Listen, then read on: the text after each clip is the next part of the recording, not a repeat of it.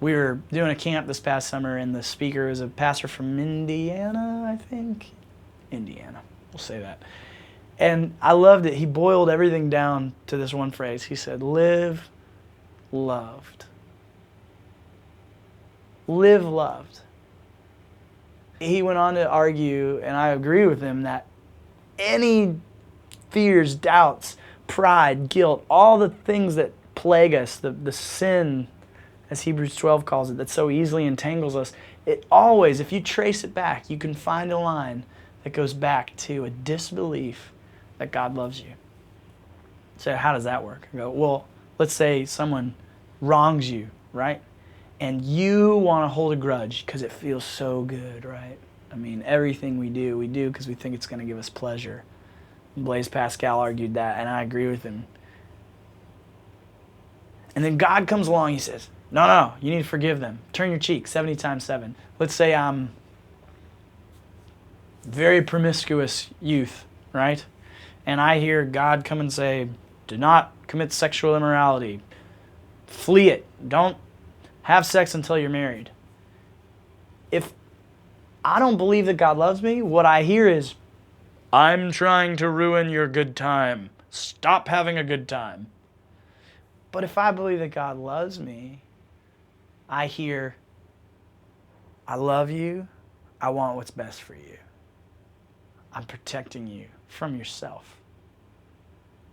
It changes things. It also changes my guilt when I've screwed up and I've fallen. I hear God say, this is how you know what love is, that while you were still sinners, I died for you.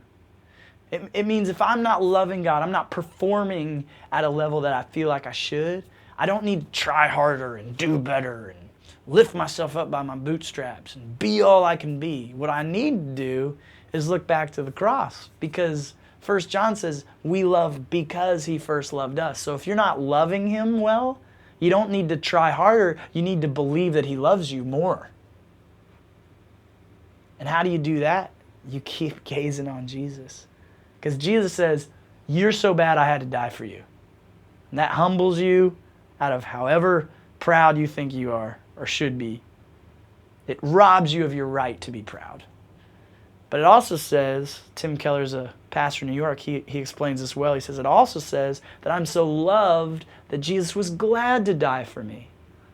And that, my friends, it lifts us up out of our fear. It lifts us up out of our failure. And it robs us of our right to be depressed and wallow in our guilt. Could you imagine giving up fear, giving up pride, giving up guilt, changing over those motivations for new ones of love and gratitude? We love. Why? Not to gain the love of God, but because he has already and does love us. Live loved. Live loved.